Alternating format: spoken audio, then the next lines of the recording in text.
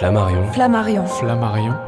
Flammarion. Flammarion. Une rentrée littéraire. Une rentrée littéraire. Flammarion. Une rentrée littéraire. Emma Becker, La Maison.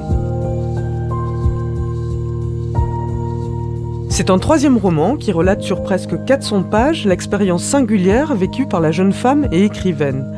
Il y a quelques années, après avoir signé 2 romans remarqués qui se confrontaient à la question de l'érotisme, du désir, de la sexualité masculine, à la mécanique des hommes, comme elle disait alors, Emma Becker part vivre à Berlin. Elle y rejoint une maison close, la maison donc, et s'y prostitue pendant 2 ans dans l'idée d'écrire un livre. Plus que l'expérience de la prostitution, déjà décrite en littérature, c'est véritablement à la découverte de ce lieu et de ses occupantes, à la découverte donc d'un regard féminin posé sur le bordel, qu'Emma Becker nous convie. Il y a la chambre jaune, la mauve, le studio pour les ambiances plus SM, il y a Esmé, Gita, Lotte, des femmes qu'elle raconte toutes telles des icônes, des impératrices, et qu'elle décrit dans leur puissance, leur quotidien aussi. Leur relation aux clients, bien sûr, mais aussi leur façon d'aborder la sexualité à l'intérieur et à l'extérieur du bordel. Ce qu'elles font là, ce que leurs clients viennent y chercher, ce qu'elle, Emma Becker, vient y faire ou y défaire. Car le bordel est au final une mise à nu. C'est la part, écrit-elle, d'humilité inexorable de la société, l'homme et la femme réduits à leur plus stricte vérité. Le bordel comme quête de soi, de l'autre, de la possibilité de la relation. On écoute Clotilde M nous en lire un extrait. La maison me manque. La façon dont le soleil du matin tombait sur le vieux parquet.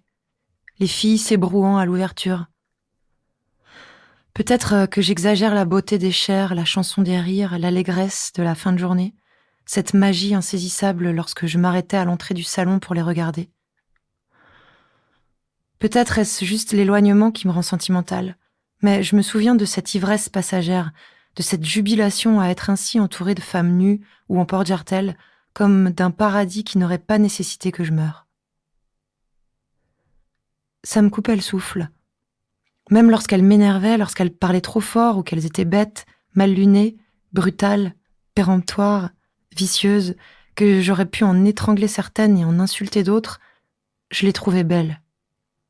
Un théâtre déployé juste pour moi, l'unique spectatrice, le seul public capable de les aimer uniformément. Personne ne les a regardées avec un tel délice, une telle sensualité paisible. Au point que je me demande souvent si je ne suis pas venue à la maison pour elles. Oh, maintenant que je l'écris, c'est évident. Les hommes sont partout, on les rencontre dans la rue, en soirée, à peu près n'importe où. Mais les putes, ces héroïnes de mon imaginaire érotique, il n'y avait qu'un endroit pour les rencontrer. Et penser que j'aurais pu ne jamais le découvrir. J'ai toujours cru que j'écrivais sur les hommes. Je ne peux relire mes livres sans m'apercevoir que je n'ai jamais écrit que sur les femmes. Sur le fait d'en être une, et sur les milliers de formes que cela prend. Et ce sera sans doute l'œuvre de ma vie, me tuer à vouloir décrire ce phénomène, accepter l'impression d'avoir en quelques centaines de pages avancé d'un demi-centimètre.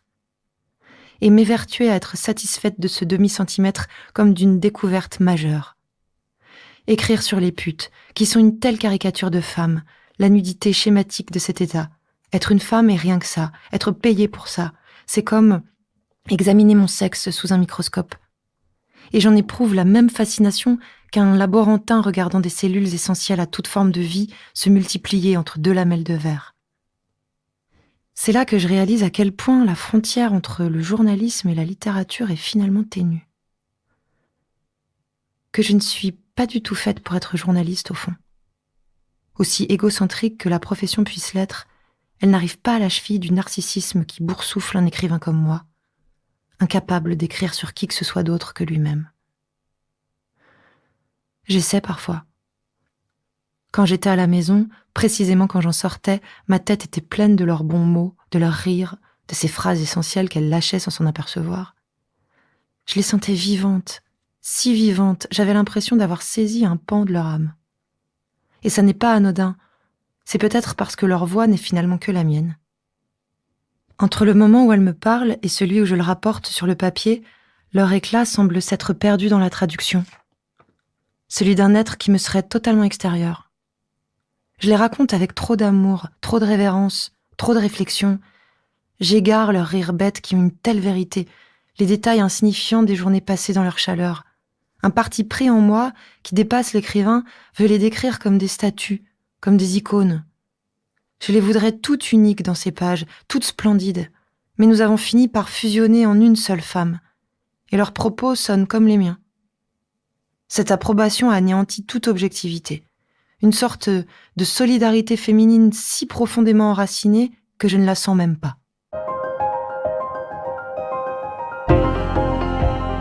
Voilà, c'est la fin de cet épisode. On se retrouve très vite avec d'autres romans. Ce podcast a été produit par Genre Idéal pour Flammarion. La musique est signée Florent Marché. Retrouvez toutes les informations sur les livres de la rentrée littéraire sur rentrée-littéraire-flammarion.com et sur les réseaux sociaux de Flammarion.